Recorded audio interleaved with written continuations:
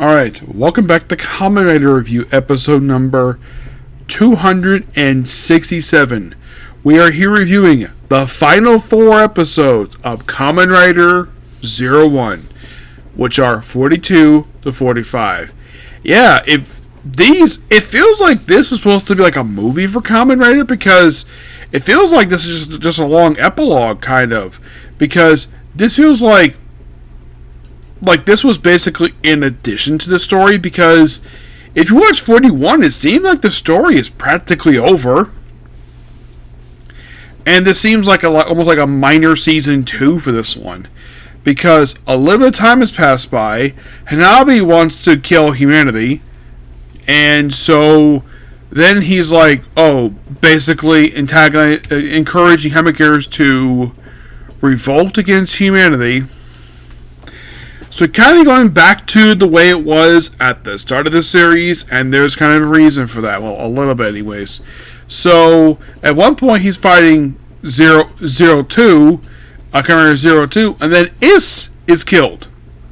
She is just there, and she's killed.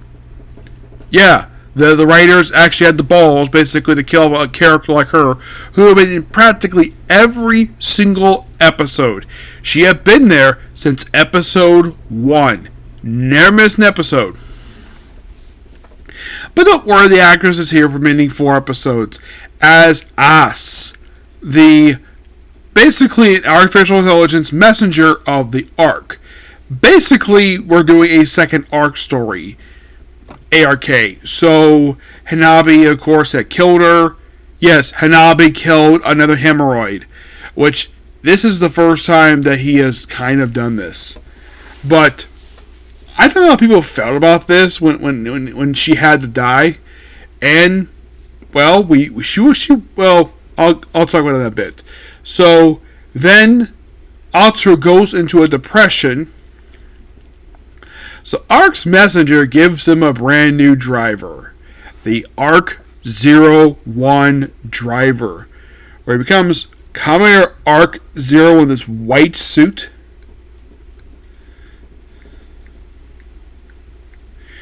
Which he actually had seen in a dream where basically Hanabi had his hands on it.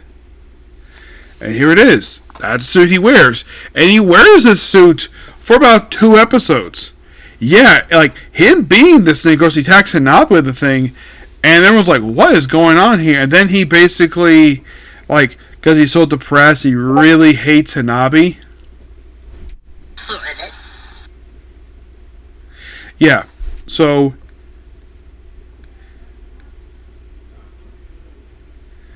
he hates Hanabi because of, the fact he killed S. And he killed her because he hated her. Here is the thing about her. She did practically nothing to him. I kind of felt this Dell basically seeing her die felt a bit forced, but at least it served the story to advance the character, kind of. Because we gotta go dark for the last episode. Like, we gotta have an end game, even though we kind of already had that with basically Ark being defeated in episode 41. But no, basically this didn't last very long. It's only 4 episodes. It didn't drag on too long. And there's a debate basically once again, which we already did this already. Excuse me, in episodes 28, 29, with the whole thing of the rights of Hemikers. And well, they're being seen as sort of tools for humanity, even though the Archer has argued they're not tools. They are people. Yeah, they are mechanical beings, but they're people. And let's constant debate about it. And we also have a development with Zaya.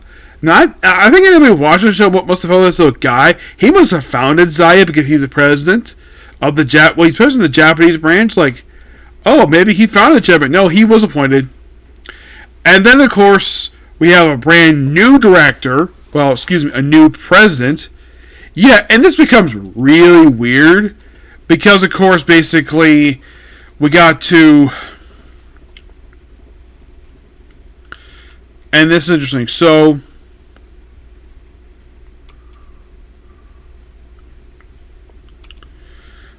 a guy by the name of Williamson Yotagi.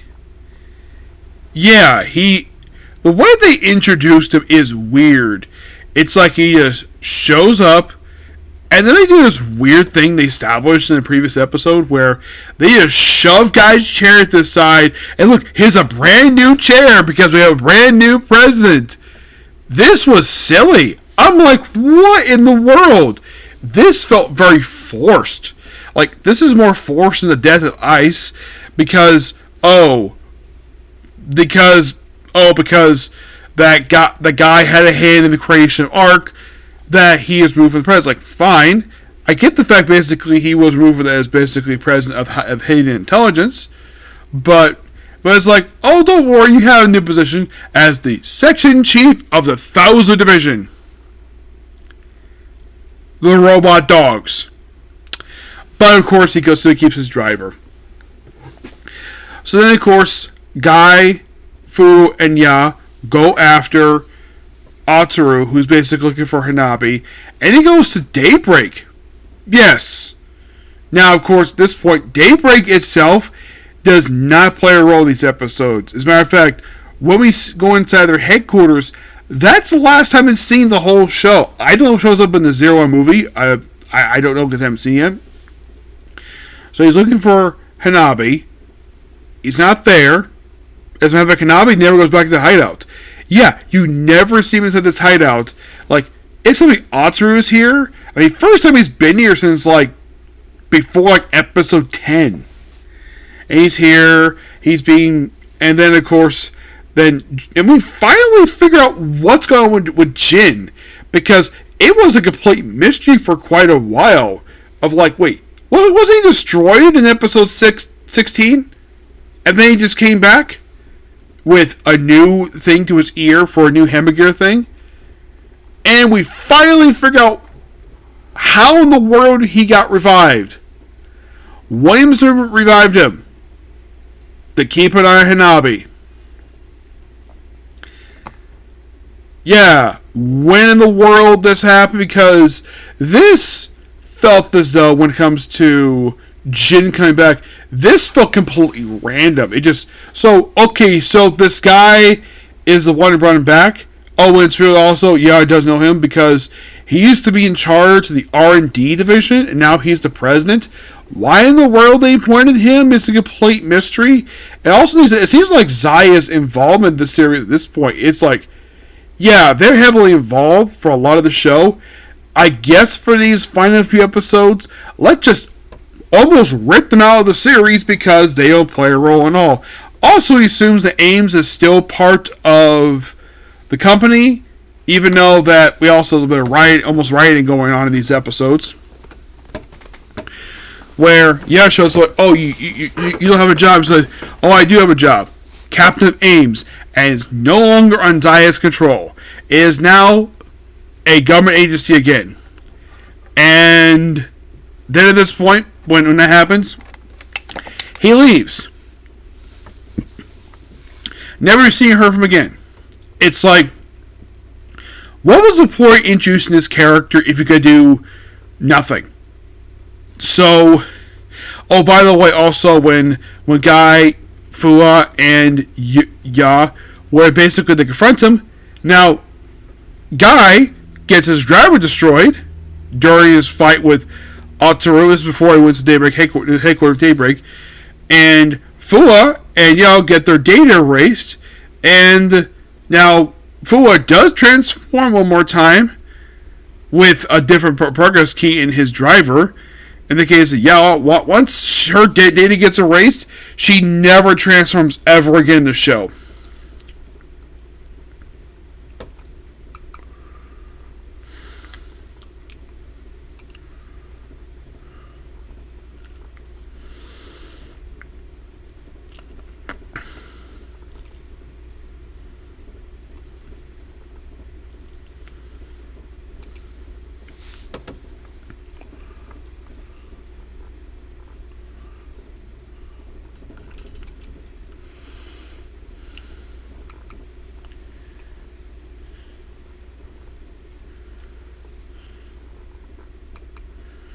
Yeah.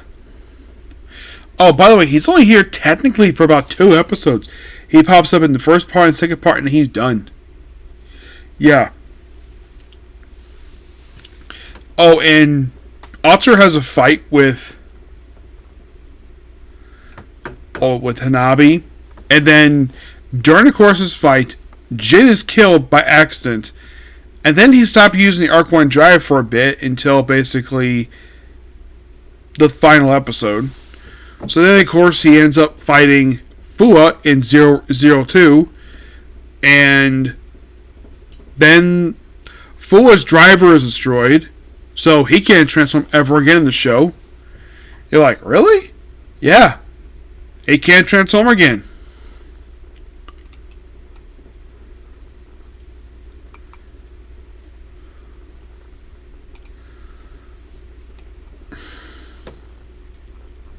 It's said, though, when it comes to characters like Ya, where she basically, like, in her cheetah form for her Valkyrie driver, yeah, 42 was the last time you ever see it. Because, well, she does kind of take out again in, basically in a couple movies that come after. Basically, she takes it out again in the movies. Lightning Hornet itself, well, she has to assume that one more time in the real-time movie. So, in the main series, she and Fua cannot transform ever again in the show. Now you're probably thinking, does Fua ever actually, does he actually transform once again?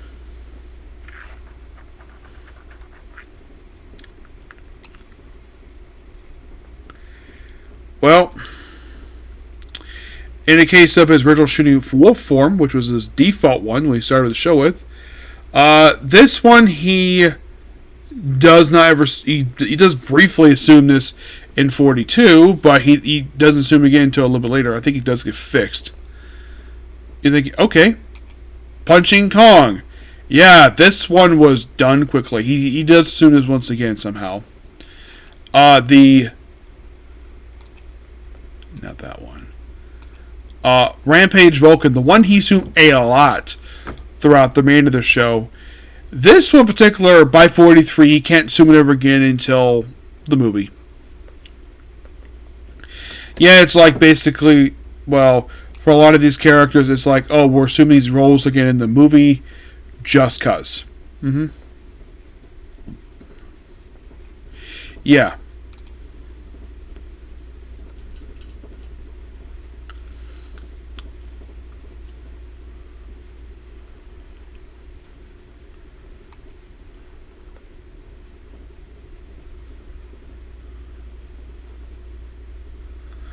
Yeah.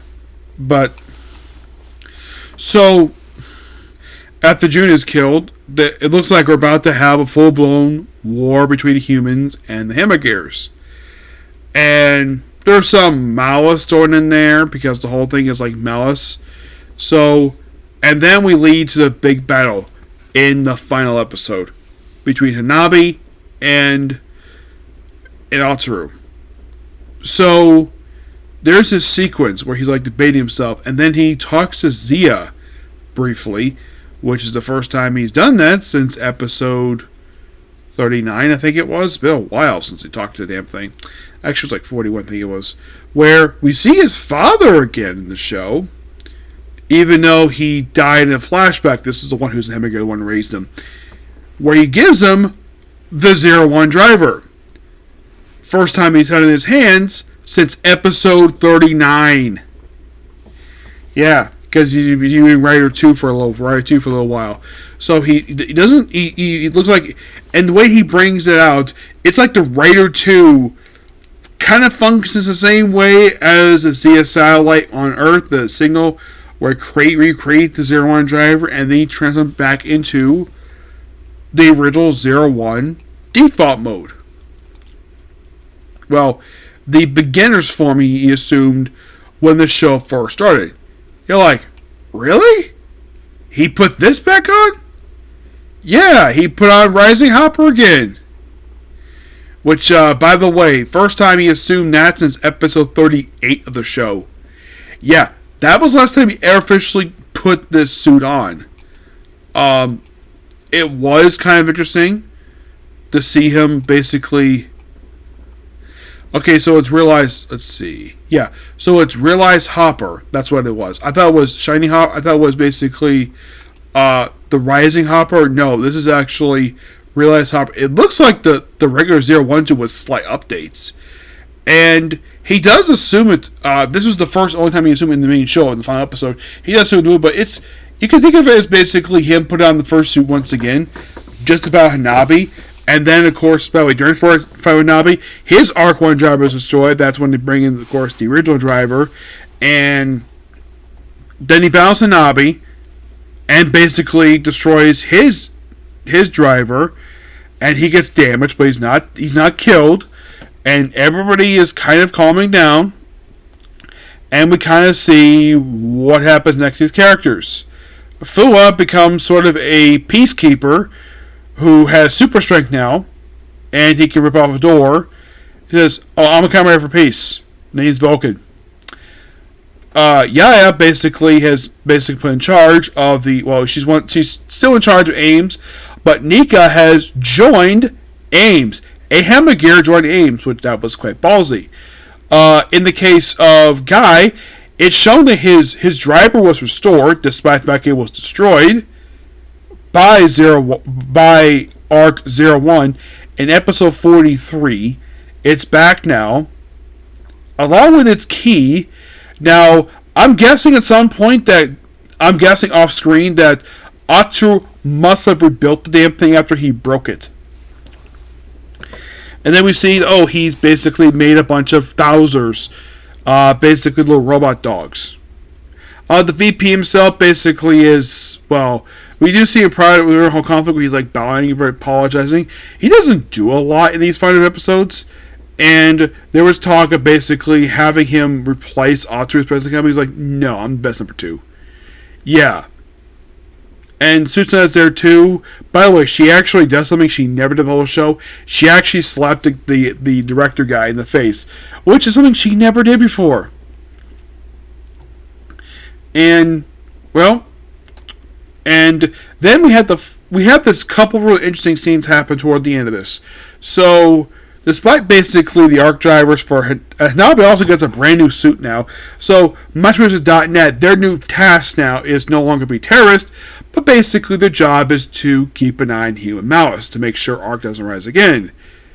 Even though we have a guy, now there's a scene in the later on in the episode that is, from what I've read, this is a backdoor pilot for the movie, which is I'm going to review next episode after I think in my anime, where he becomes Kamen Rider. What is this guy's name here? Excuse me. Is Kamen Rider Eden. Yes, we have debut of this character. Yeah, pretty much basically we are setting up the real-time movie, which is next. Probably watch that probably in the very next episode. Yeah, but I'll watch after I get done on my anime. But it's nice, though, that this series wraps up in a nice little bow. But yeah, it does have a movie. I'm guessing that there was probably a movie planned for the show itself during the course of the show, but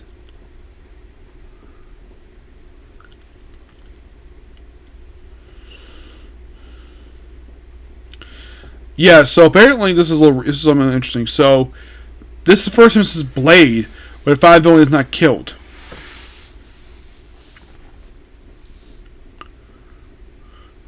Now Hanabi, he gives himself a brand new suit by the end. Yes.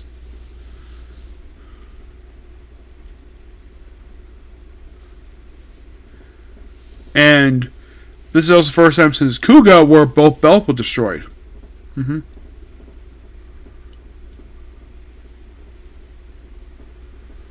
East is destroyed by another. She's actually rebuilt, exact duplicate of the way she was during the course of the show, but you have Alta reteaching her the stuff she did during the course of the show.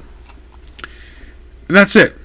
So, overall, basically, this was a fantastic show.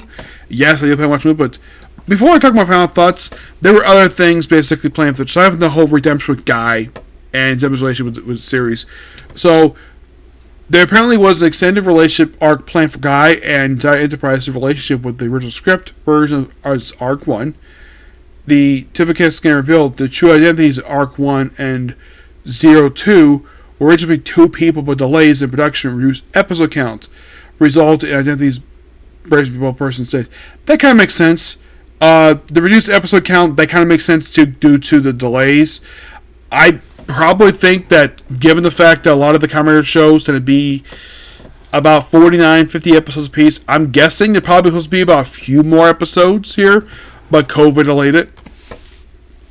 Let's see. The suit actor for owing time to rare suit actor. So owing to longtime rare suit actor Seiji Kawa being cast as Hirobi suit actor, the long-term plan for the show ending would have Hirobi fight against Zero One, but the process of how they would get there is undetermined at the time. There are various pictures of Arc 1's origins. One idea was that Arc assumed a separate human body to become Arc Zero, evolve with some more about humans. Another picture of Hirobi's body being possessed by Arc become Kamen Rider Arc 1. Valkyrie was getting a power-up by the end of the series, but reduced episode count. Only 4 became our vocals. Stop. Yeah, this stuff was interesting. Apparently there was actually supposed to be, there was some rewrites. Yeah, I would say that the ending, I would say the last, 10 episodes were affected because of the delay. I would say up until you got to, I would say you watch the show, while watching the show, I would say up until, I would say that the final 6 episodes of the third arc, that was probably pre-planned. But I think that probably what happened here was the fact that the 6 episodes basically, I would say the first half of the remaining 6 episodes of the third arc definitely was severely pre-planned before all the delays happened. But in the case of the remaining episodes, that felt as though was probably due to rewrites, but didn't, in my opinion, hurt the show itself. But in my opinion, it was a really fun show to watch. But my final thoughts on the show, Zero One is amazing. Purely amazing.